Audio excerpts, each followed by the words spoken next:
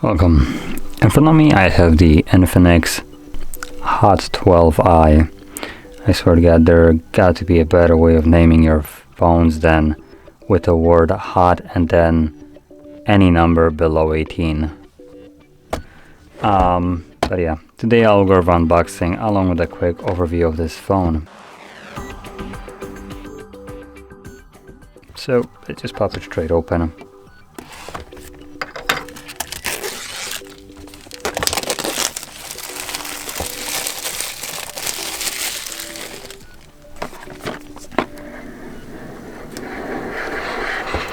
Now, before I go into any kind of specs, I will mention that this is basically a budget device, so don't expect too much. It comes with a price of about $140 US.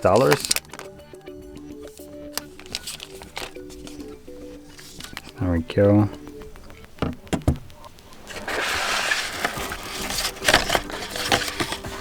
Now, the packaging is fairly weird.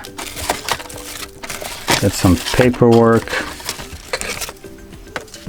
We do have a case, and it is a plastic case. You can see. And also we get a charger. This is a 10-watt charger, so nothing really special. And we have a... Come on. Just to put that out there, this phone was released in 2022, April 12th. So I would say that this freaking cable has no place here. It's a micro USB cable. Get this shit out of your phones. Get rid of it. It's time. I don't care what the budget of the phone is. The time has passed. The ship has sailed. Type C.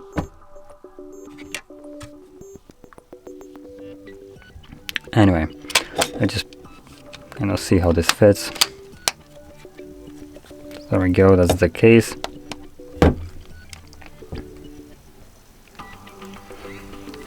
Okay, so to go into the specs of the phone, we are looking at a 6.6-inch display, 720 by 1612 pixels. It's an IPS LCD display with about a 480 nits brightness. It's just a 60 Hz display, so you're not getting any kind of smoother refresh rate, which is a little bit disappointing considering it comes already at $140 and was released in this year. And the processor in here is a Helio A22 that is powering all of this, with a couple of versions in terms of RAM and storage. So at the very base version of it, we have a 64 gig storage with 2 gigs of RAM. And at the highest one, 64 gigs of storage with 4 gigs of RAM.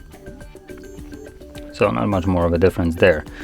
And we do have a fairly decent battery here, as it is apparently common for most of the budget phones, which would be a 5000 mAh battery. Now, the battery size is quite good, though the charging speed a little bit less.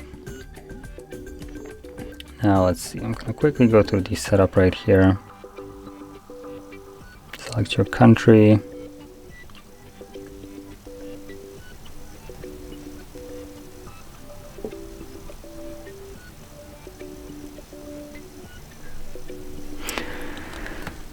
Now, once I finish up the setup, I'm gonna go into the cameras.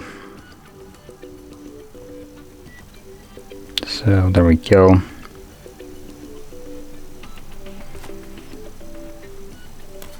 Wait. Does this have a removable?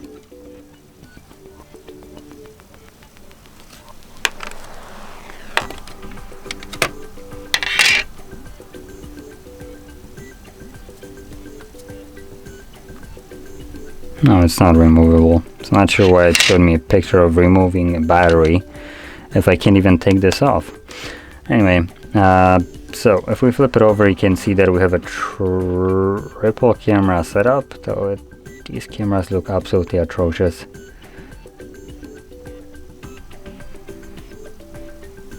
Is it even real?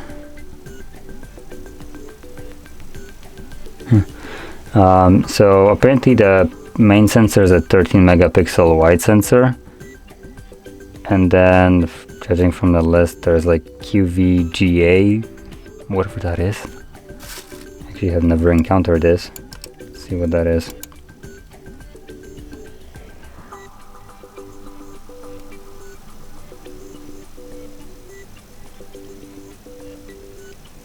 Okay, don't have time to actually learn what that is, but judging from the phone price and the size of these sensors, they're nothing usable.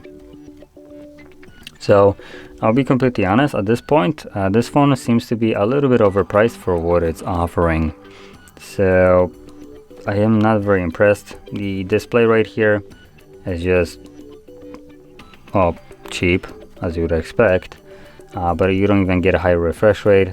The charging port here is just micro USB, which, what the hell. And the reason why I'm kind of trashing this right now is because not this one, this one exists, the Narzo 50i Prime, which is a basically $100 phone, so technically cheaper than this, and is better than this. It has a 48 mega, actually no wait, that's not this one. Where's the other one? Anyway, I'm looking for a phone that I don't remember which one it is. I just did like 5 unboxings in a row, but I think, let me see. Oh no, never mind. So it was this phone.